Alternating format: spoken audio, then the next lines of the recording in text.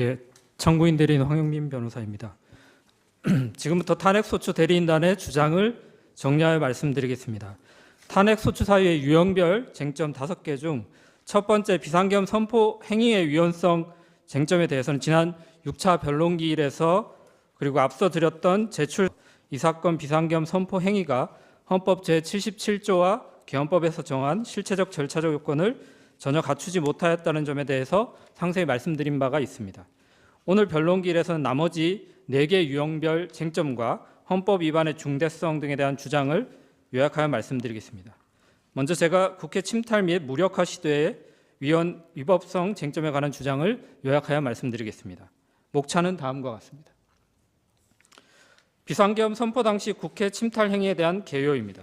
피청구인은 비상계엄 선포 후 국회 군병력과 경찰 합계 약 2,466명을 투입하여 국회의원들의 출입을 통제하였고 군병력을 국회의사당 본관에 침입시켰습니다. 또한 국회의장 등 주요 정치인에 대한 체포 구금을 지시하였습니다. 이는 단기적으로는 국회 비상계엄 해제 요구 결의를 막고 장기적으로는 국회의 일체 정치활동을 금지할 의도였습니다. 그럼에도 피청구인은 군대와 경찰을 통한 국회 침탈 행위에 대해 질서유지 목적이었다라고 강변하고 있습니다.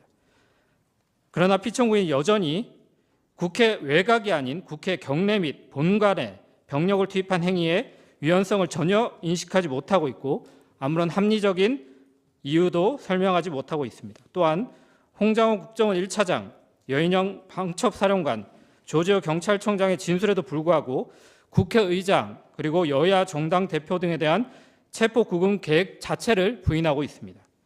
먼저 국회의 기능 무력화를 위해 국회 군대를 침입시킨 행위의 위헌 위법성 부분입니다. 첫째, 헌법 제77조 제3항 위반입니다. 헌법 제77조 제3항은 비상계엄 선포 시 정부나 법원의 권한에 관하여만 특별한 조치가 가능하다라고 규정하고 있습니다.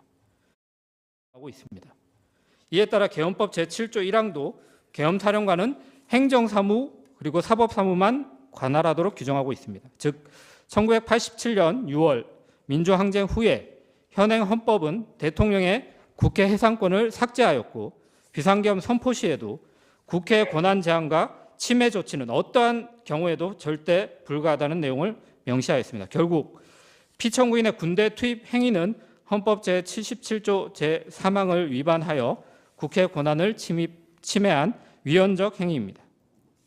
둘째, 헌법 제77조 제5항 위반입니다.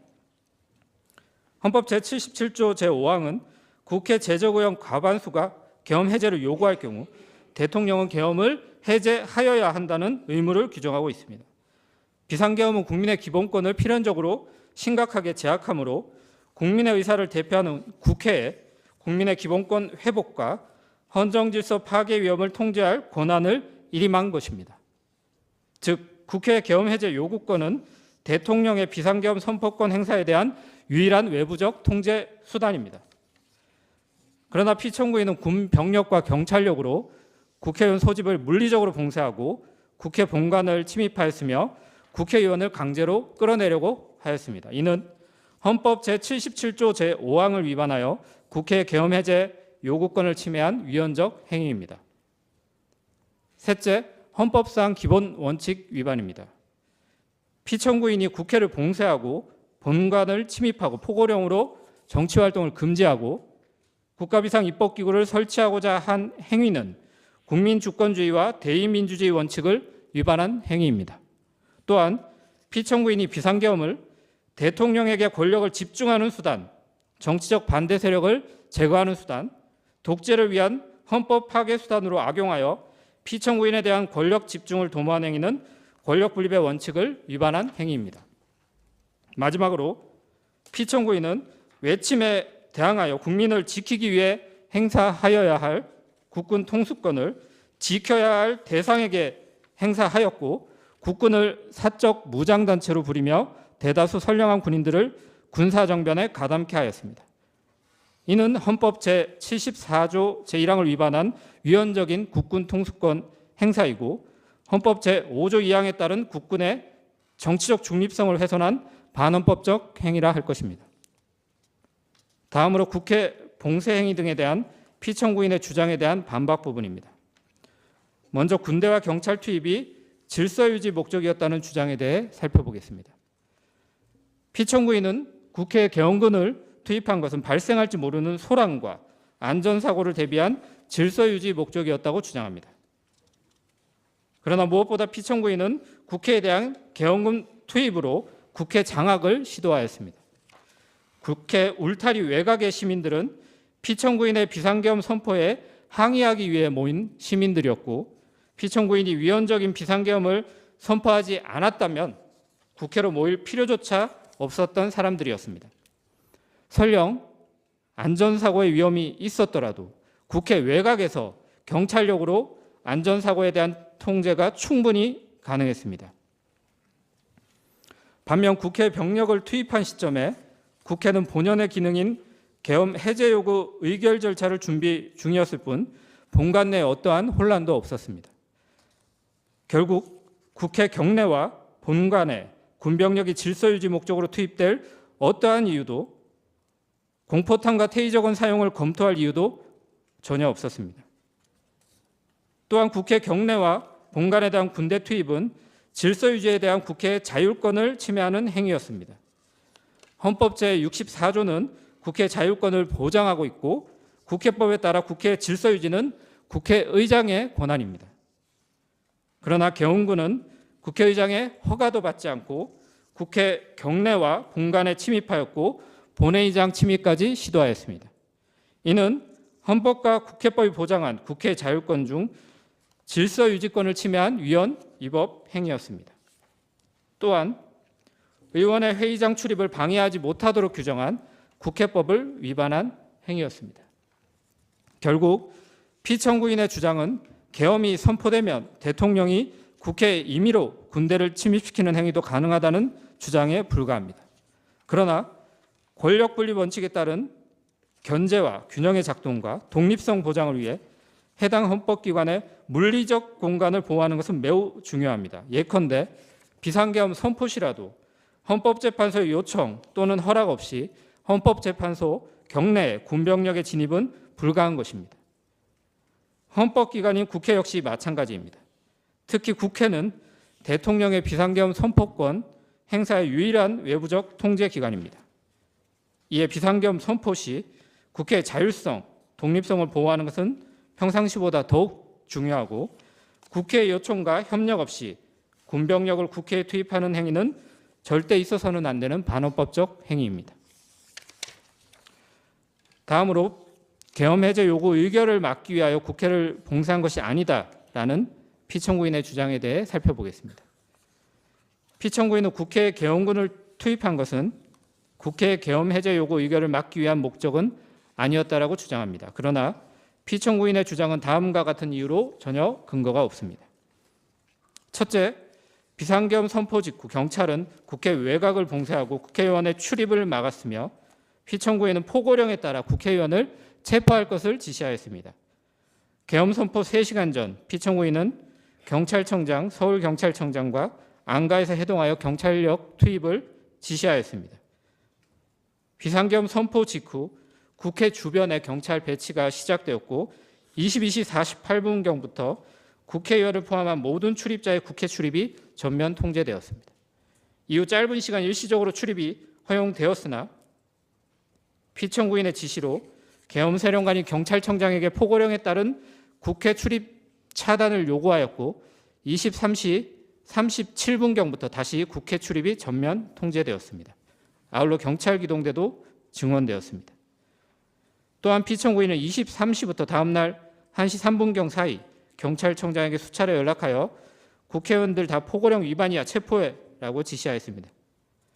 더욱이 피청구인도 2025년 1월 14일자 답변서에서 국회 봉쇄가 일시적으로 이루어진 것은 사실이다라고 인정하기까지 하였습니다. 둘째, 수방사 및 특전사 병력은 비상계엄 해제 요구한 의결을 방해하였고 피청구인은 국회의원 체포를 지시하였습니다. 피청구인은 2024년 3월 말 4월 초경을 시작으로 국방부 장관과 함께 수방사령관, 특전사령관, 방척사령관 등 계엄군 핵심 인사들과 수차례 회동을 하였습니다.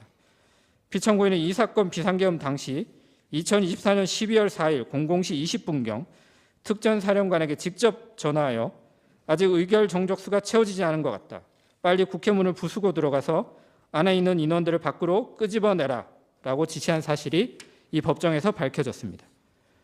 또한 피청구인은 같은 날 00시 30분경부터 1시경 사이에 수방사령관에게도 직접 전화하여 본회의장으로 가서 4명이 1명씩 들쳐업고 나오라고 라고 지시하였고, 이 같은 지시에도 국회 본회의장에 모인 국회의원의 수가 계엄 해제 요구한 의결 정족수에 가까워지자 재차 전화하여 문 부수고 들어가서 끌어내, 총을 쏴서라도 문을 부수고 들어가서 끌어내라 라고 지시한 사실이 확인되었습니다. 셋째, 국회 비상계엄 해제 요구안 가결 이후에도 피청구인은 지체 없이 비상계엄을 해제하지 아니하고 합참으로 가서 대책을 강구하였습니다. 피청구인은 헌법 제77조 제5항 및 계엄법 제11조 제1항에 따라 지체 없이 신속하게 계엄을 해제해야 할 법적 의무가 있습니다. 그러나 피청구인은 국회 계엄 해제 요구 의결 이후에도 수방사령관에게 전화하여 해제됐다 하더라도 내가 2번, 3번 계엄령 선포하면 되는 거니까 계속 진행해 라고 지시하였고, 01시 16분경부터 47분경까지 합참 지하에 위치한 결심지원실에 머무르며 대책을 강구하였습니다. 피청구인과 계엄을 모의한 국방부 장관도 02시 13분경 특전사령관에게 연락하여 선관위의 병력을 재차 투입할 수 있는지 확인하기까지 하였습니다. 넷째, 피청구인은 비상계엄 선포 당일 국회에 계엄 해제 요구한 의결 상황 자체를 상정하지 않았습니다. 피청구인은 2025년 1월 14일자 법정에 제출한 답변서에서 안건 상정 등 절차 때문에 국회의 다수당인 민주당이 계엄을 해제하려 해도 며칠 걸릴 것으로 예상하였다라고 기재하였습니다. 국방부 장관에 대한 증인신문에서 김용현 의원은 비상계엄이 2, 3일은 갈 것이라고 생각했다라는 취지로 진술하였고, 피청구인 본인도 비상계엄이 하루는 유지될 것이라고 생각했다라고 밝혔습니다. 결국 피청구인은 적어도 이 사건 비상계엄 선포 당일에 계엄 해제 요구안이 의결되는 상황 자체를 상정하지 않았고, 이를 막기 위해 경찰과 군대를 동원하여 국회를 봉쇄하려고 하였던 것입니다. 다음으로 피청구인은 의회 민주주의와 권력분립 원칙 자체를 파괴하려고 시도했습니다. 포고령 제1항은 국회와 지방의회, 정당의 활동과 정치적 결사, 집회, 시위 등 일체의 정치 활동을 금한다라 규정하였습니다. 이는 국회 활동의 정당성 여부를 피청구인이 임의로 판단하여 원천적으로 금지하겠다는 독재적 발상이었습니다. 또한 피청구인은 기획재정부 장관에게 지시 문건을 주고 국회 관련 자금 완전 차단, 국가비상 입법기구 관련 예산 편성을 지시하였습니다. 이는 국회를 해산하고 새로운 입법기구를 창설하려는 반헌법적 행위였습니다. 마지막으로 국회의장 등에 대한 체포지시행위의 위헌 위법성 위반 부분을 말씀드리겠습니다. 먼저 헌법 제44조 1항은 국회의원의 불체포 특권을 규정하고 있습니다. 또한 계엄법 제13조는 계엄 선포 중인 경우 국회의원은 회기 중이 아니더라도 현행 범위인 경우를 제외하고는 어떠한 경우에도 체포 또는 구금되지 아니하도록 규정하고 있습니다. 즉 헌법에서 정한 일반적인 불체포 특권보다 더욱 강화된 특권을 계엄법에서 인정하고 있습니다. 이와 같은 규정의 취지는 계엄을 지속하기 위한 목적으로 국회의 기능을 마비시키려 하는 어떠한 의도도 원천 배제하기 위한 헌법적 결단이라고 할 것입니다. 그러나 피청구인은 주요 정치인에 대한 체포를 지시하였고, 이는 국회의원의 불체포 특권을 침해하는 행위일 뿐 아니라 체포 대상인 국회의장, 여야 정당 대표 등은 국회 계엄 해제 요구 의결 절차에 관련된 핵심적 인사들임을 고려할 때 국회 계엄 해제 요구 의결을 막을 의도였음이 분명하다 할 것입니다. 한편 피청구인은 해당 명단자들에 대한 체포 관련 지시는 단순히 요인들에 대한 동정을 살피라는 지시였다는 취지로 주장하고 있습니다. 그러나 국방부 장관 김용현은 포고령 위반 우려 대상자를 방첩사령관에게 알려주었다는 점을 인정하였고, 국회의장 우원식, 그리고 여야 정당의 대표인 이재명, 한동훈 등 3명을 우선 체포하라고 지시하였습니다. 또한 포고령 발령 전부터 체포조가 운영되었고 해당 체포조는 계엄해제 요구 의결을 포고령 제1항에서 금지한 정치활동으로 간주하여 체포할 목적이었습니다. 이와 같은 피청구인의 행위는 1980년 5월 17일 비상계엄 전국 확대 상황에서의 신군부 행위와 매우 유사합니다. 1980년 5월 16일 오후 신군부는 미리 검거 대상자 명단을 배포하였고 5월 18일 01시경 모든 정치활동과 정치적 발언을 금지하는 계엄포고 제10호를 발령하였으며 국회의원들의 국회의사당, 정당 당사 출입을 통제하고 검거 대상자로 지목된 여러 국회의원들을 체포하였습니다. 이런 신군부의 만행은 대법원에서는 내란죄로, 헌법재판소에서는 위헌적 행위로 인정되었고 피청구인이 국회의장과 여야 정당 대표 등에 대해 체포 구금을 지시한 행위도 마찬가지로 판단될 것입니다. 결론입니다. 4년 전 미국 국회의사당 난입 사건에 대해 버락 오바마 전 대통령은 역사는 합법적인 선거 결과에 대해 끝도 없이 거짓말을 계속했던 현직 대통령에 의해 선동된 오늘의 폭력을 우리나라에 대한 매우 큰 불명예와 수치의 순간을 기억할 것이다라고 지적하였습니다. 이상과 같이 말씀드린 피청구인의 반헌법적 행위, 특히 국회 계엄 해제 요구를 막고 국회를 실질적으로 해산하려 한 행위는 우리 민주주의 역사상 어쩌면 가장 큰 불명예와 수치의 순간으로, 또한 음모론적 부정선거 의혹에 빠진 피청구 현직 대통령에 의한 폭력의 순간으로 기억될 것입니다.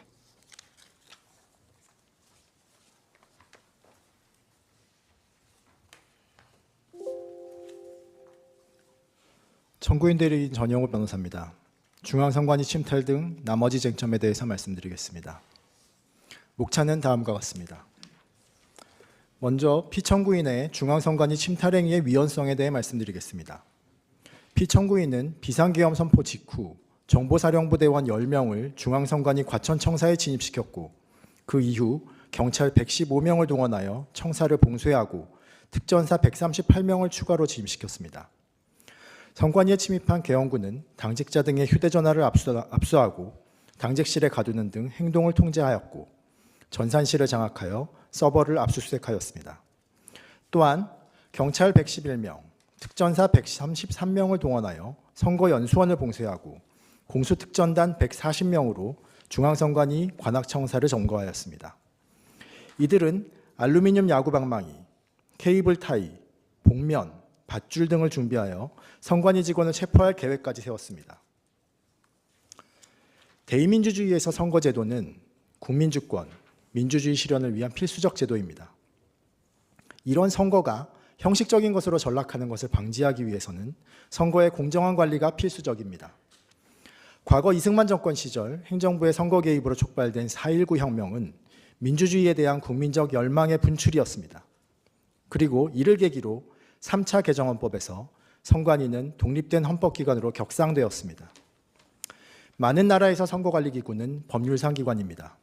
이에 비해 우리 헌법이 선관위를 헌법기관으로 규정한 것은 그만큼 독립성을 철저히 보장하려고 한 헌법적 결단입니다.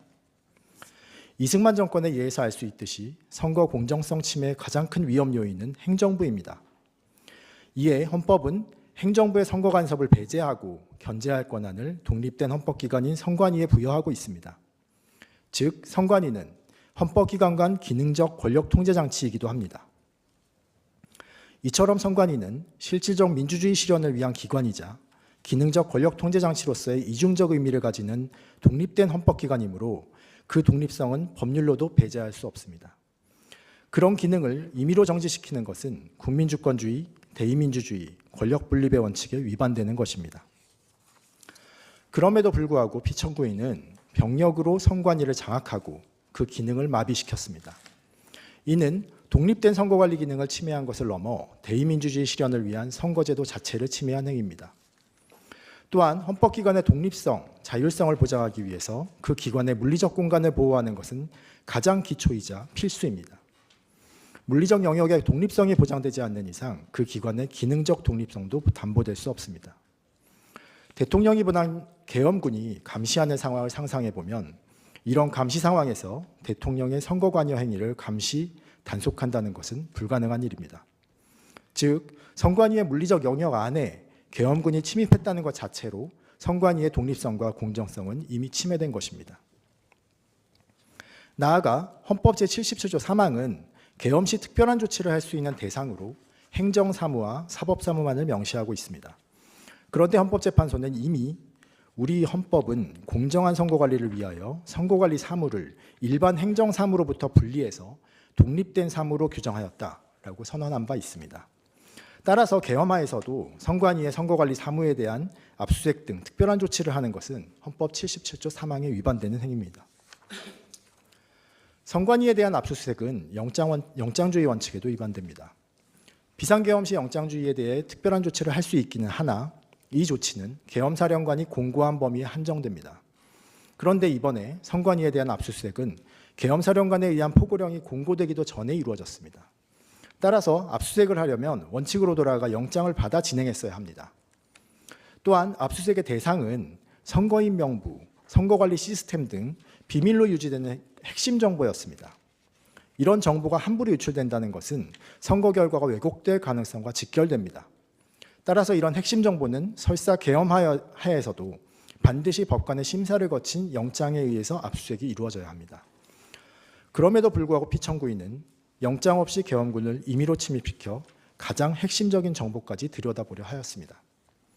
피청구인은 투입된 계엄군을 이용해 선관위 직원들의 휴대전화를 압수하고 이들을 감금하기까지 하였습니다. 이런 행위가 영장주의에 위반되고 직원들의 신체의 자유, 통신의 자유를 침해하는 행위임은 명백합니다. 다른 한편 선관위 직원들이 기관 책임자들에게 연락해서 계엄군의 행위를 알리고 필요한 조치를 강구하는 것, 선관위 차원에서 이런 부당한 간섭을 거부하거나 후에는 선관위 직원들의 연락과 통신 수단을 모두 차단하여 선관위가 외부의 간섭을 배제할 기회조차 없애고 말았습니다.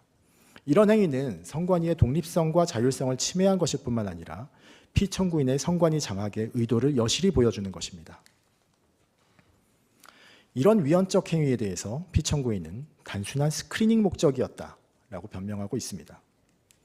하지만 단순 점검의 목적이었다면 계엄을 선포하자마자 영장주의를 모두 무시하면서까지 선관위에 계엄군을 투입할 이유가 없습니다. 경찰, 검찰을 동원해 수사를 하고 법원의 재판을 통해 의혹을 밝히면 될 일이고 2023년에 실시한 것처럼 국정원을 통해 시스템을 점검하면 될 일입니다. 피청구인의 진정한 목적은 이 사건 비상계엄을 함께 계획하고 실행했던 김용현의 진술을 통해 확인할 수 있습니다. 김용현은 지난 증인신문에서 이렇게 진술했습니다. 피청구인이 부정선거에 대한 증거가 너무 많다는 말을 했다. 공식적으로 부정선거를 말할 수 없어서 의혹을 해소하려면 실체 확인이 필요하다. 이를 보면 선관위 침탈의 첫 번째 목적은 부정선거에 대한 피청구인 개인의 의혹을 해소하려는 것이었습니다. 하지만 개인적 의혹을 밝혀보겠다고 계엄을 선포하고 병력까지 동원해서 헌법기관인 선관위를 침탈하는 행위는 어떤 이유에서도 정당화될 수 없습니다. 또한 김용현은 여인영에게 조만간 계엄을 하는 것으로 대통령이 결정하실 거다. 부정선거의 증거를 밝혀내면 국민들도 찬성할 것이다. 계엄령을 발령해서 국회를 확보하고 선관위의 전산자료를 확보해서 부정선거의 증거를 찾아야 한다라고도 말한 바 있습니다.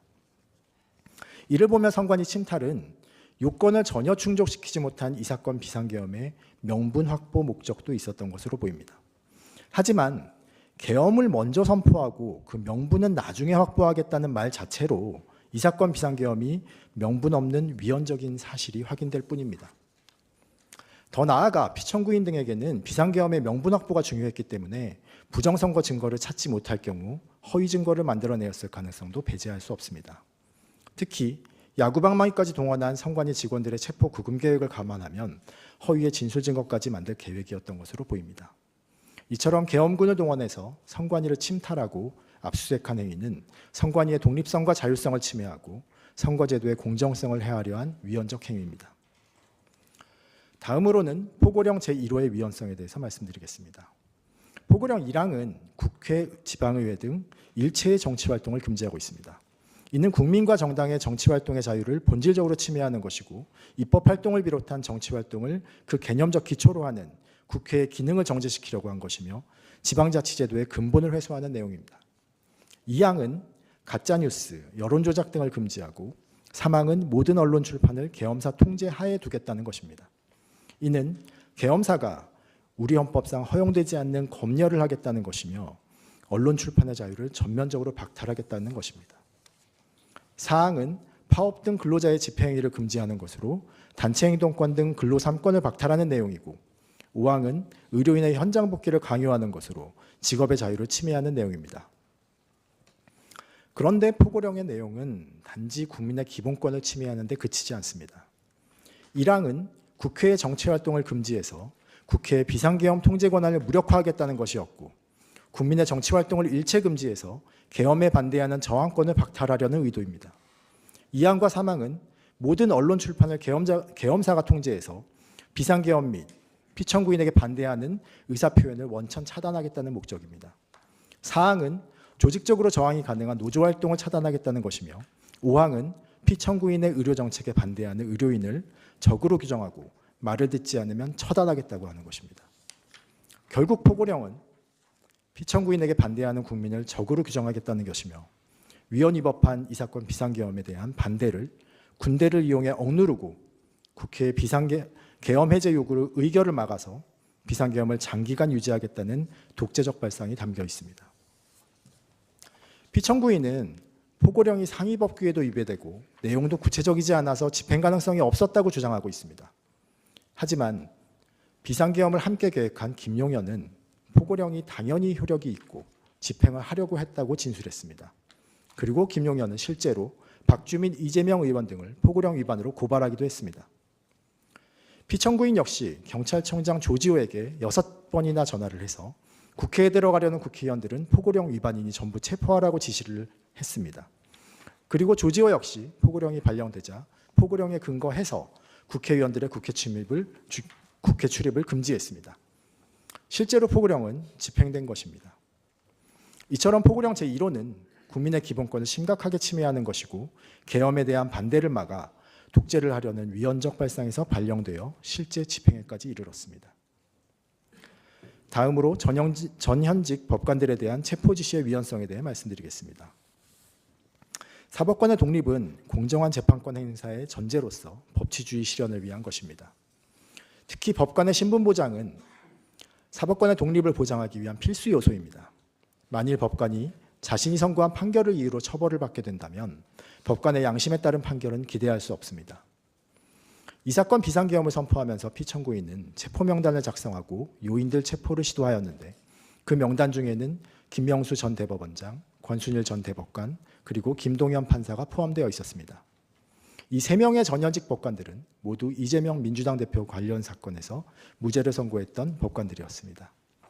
이를 보면 피청구인은 자신의 정치적 경쟁자를 제거하는 데 방해가 되었던 법관들을 체포하려 하였던 것이고, 즉 사적인 복수를 계획했던 것으로 보입니다. 법관들이 법적 지식과 양심에 따라서 객관적으로 선고한 판결을 받아들이지 않고 체포 구금하려 한 것은 그 자체로 재판의 독립을 해친 것이고, 만약 실제로 체포 구금되었다면 이를 본 모든 법관들은 판결을 내림에 있어서 정권의 눈치를 보게 되었을 것입니다. 그리고 이것은 결국 사법권의 독립마저 해하는 행위입니다. 현행 헌법은 쿠데타와 계엄을 통해 권력을 잡은 독재 군정을 종식시키고 민주주의의 열망 속에서 탄생했습니다. 그런데 피청구인은 지난 40여 년간 우리 국민이 쌓아온 민주적 기본 질서에 다시 군대의 총칼을 들이대었고, 그것이 이번 사건의 본질입니다.